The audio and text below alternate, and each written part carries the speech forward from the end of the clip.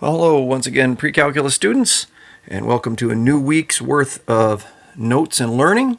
We're going to start here this week with hyperbolas, where we left off, and we'll have one more day in those. And today we're going to talk about sketching them and their equations. So we'll take their equations a little bit further than we did before. But first, let's talk about sketching. So our first idea is sketching, and we're going to have a three-step process by which we go ahead and sketch. And first I'll give you the three steps, and then I'll describe what each step is talking about. So the first step is to plot the center and construct the box. I think you understand what plotting the center is. Constructing the box we will need to talk about. Step 2, draw the asymptotes. And once again, that's probably something you'll need a little bit of explanation on. And then step 3, sketch the curves that go through the vertices and along the asymptotes. So let's go ahead, let's look at an example. And here's our example. We have y minus 1 squared over 4 minus x plus 3 squared over 16 equals 1. So that's in our standard form. So what I think I'll do is I'm going to actually sketch this out so you can see it done. I think that'll be a better way for you to see it. Rather than me just revealing it to you, I think it'll make a little more sense that way. So I'm going to go ahead and I'm going to cover up some of what we've got here. And so I'm going to help me out, you should have it already written down, but I'm going to write it down again. We've got that. I'm going to go ahead so I can remember what this is. I'm going to write down my y minus 1 squared over 4 minus x plus 3 squared over 16 equals 1. And this was what I would be doing right now on the board if we were in class. So I'm going to go ahead and set that there. So now the first thing, so when I go to do this, I'm going to go ahead here and I'm going to diagram out to make my hyperbola. So I'm going to do a set of axes. So the first thing I need to do is plot the center. Notice the center, my x is going to be negative 3. So my x is negative 3 and my y is going to be positive 1. So that's going to be my center right there. Next thing I'm going to do in order to do this, I'm going to need to identify, I'm going to have to construct my box. To get my box, I have to know my a and my b. Now remember, my a squared is the number that is under the positive term. It's not the bigger one in the hyperbola, it's the one that's under the positive term. So my a squared is 4, my a would equal 2. My b squared is 16, so my b is going to equal 4. So with that, I can now construct the box. It's important to notice this is a vertical one because the positive term is the y squared one. So I know the a goes in the vertical direction. So I'm going to go from my center to get to my vertices. I'm going to go 2 up to get to one vertex, and I will go 2 down to get to the other vertex. Now to finish constructing my box, I must go 4, doing the semi-conjugate axis in the horizontal direction. Once again, it's pretty easy to figure out because this is under the x, so it's horizontal direction. So I'm going to go 4, 1, 2, 3, 4, and just make a little mark there. Then I'll go 4 in the other direction, 1, 2, 3, 4, and make a little mark. Now I have my box. This is the height of my box. This is the width of my box. So I'm going to go ahead and I'm going to draw in, usually using dotted lines, my box. This is important. You will need to leave your box when you go to do this on the assignment. I need to see your box and your asymptotes to know that you constructed it correctly. Now I draw in my asymptotes. My asymptotes have to go through the corners of the box and through the center. If they go through the corners, they better go through the center. So one of my asymptotes is going to go like this. As I continue along like that. The other asymptote is going to come like this.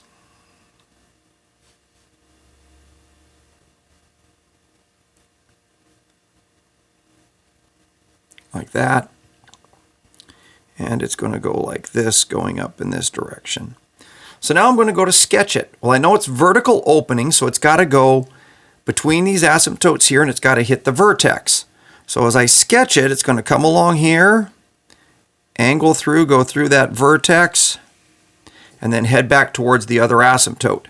Coming here, it's going to come along this asymptote, hit the vertex, and then go out the other asymptote. And that's what my sketch needs to look like.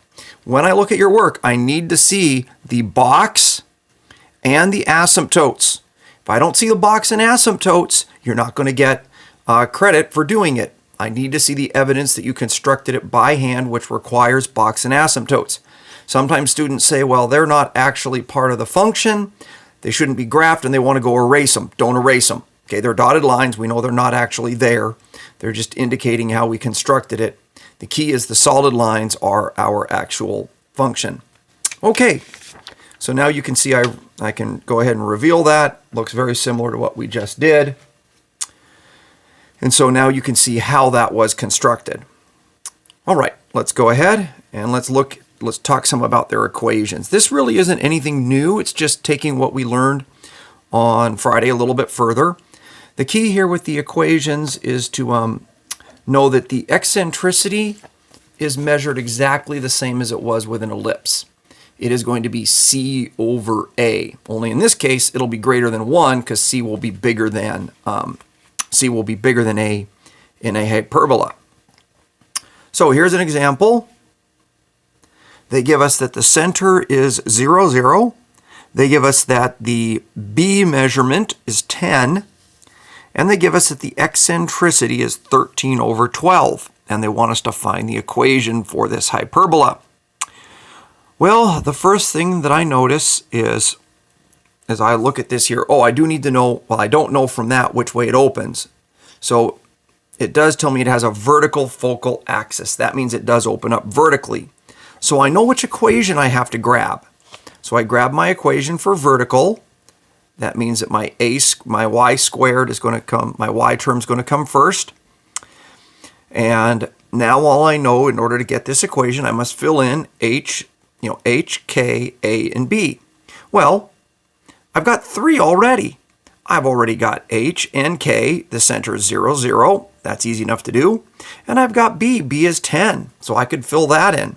So from that, I know I can go to this right away, and I could have filled in 10 there if I had wanted to. I didn't yet. I just took care of the hk. But now I need the a and the b. Well, the key here is, in order to find the a, what I'm going to have to do is, the only other thing I'm given is I'm given my eccentricity. And here's where we have to be careful. There's a tendency when you see the eccentricity 13 over 12 to think, oh, c is 13, a is 12. Not necessarily. The eccentricity is equal to this fraction. It could be any multiple of this. Okay, so for instance, it could be that the e is 13 over 2. The c is 13 over 2 and the a is 6. It could be that this is 26 and this is 24. That the c is 26 and this is 24, because that would have this fraction. It could be that c is 39 and a is 36. So we just don't know that. So we have to be careful as we go to solve this. So we know this ratio is true though. C over A has to be equal to 13 over 12. Now I'm going to have to use my Pythagorean relation. I know B is 10, and I want to find A. So I'm using my Pythagorean relation, which means A squared plus B squared equals C squared. So I know it's of this form here, but I know I can substitute for C by using this equation here. So if I multiply both sides by A, I know that C is 13 over 12A. So I will put this in place of C. Doing that, I now have one equation with one variable. A is my only variable. I can solve that singular equation. So going ahead here and working this, I get A squared plus 100 is equal to 169 over 144A squared. Now what I'm going to do is get the A squareds by themselves so that I can then solve here. So probably I could subtract this from both sides, but this is bigger than 1, so I think I'm going to subtract the A squared from both sides. Notice that would be 144 over 144. So the difference there just becomes 25. So I have 100 is equal to 25a squared over 144. And now I can go ahead and solve for a squared.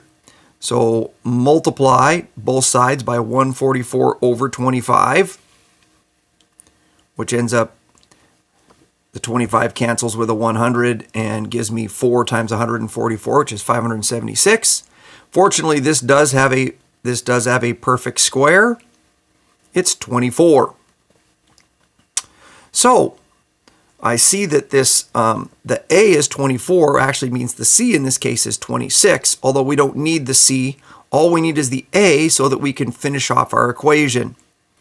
We know our B is at 10, our A is 24, so we can finish off our equation there.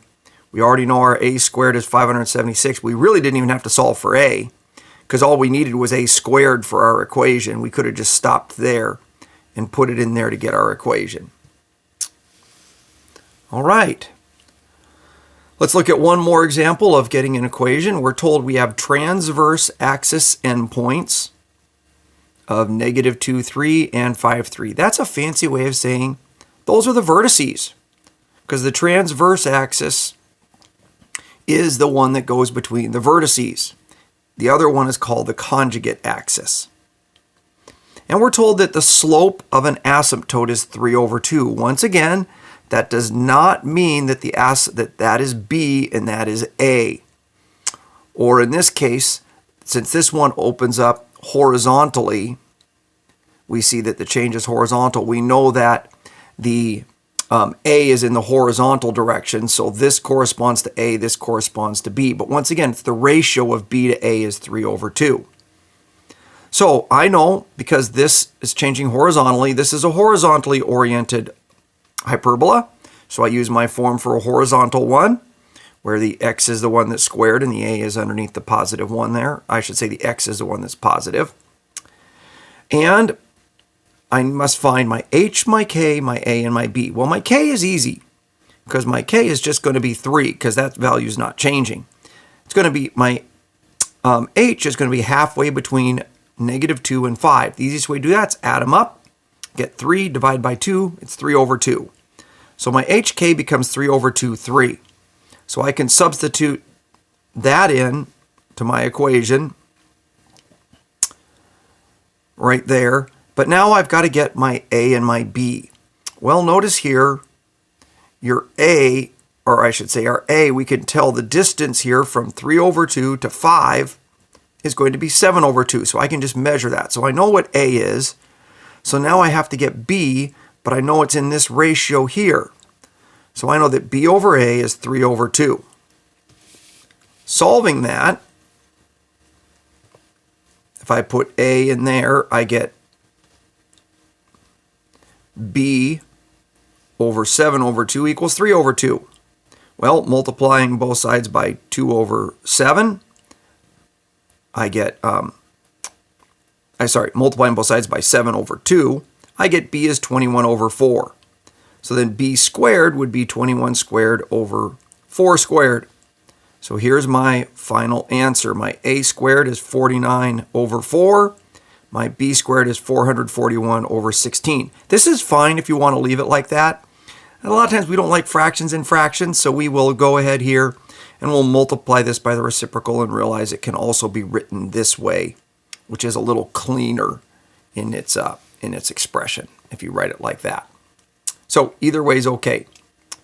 All right, that's it. Homework is 12 through 16. Those are, and 24 through 38. These are all evens. Like I said, if you're doing any graphing by hand, and it's all graphing by hand in this section, I expect to see your box in asymptotes. That's a requirement. Okay, have at it, and we'll be having a Zoom session this afternoon for those of you that have questions and need some help. All right, till tomorrow, goodbye.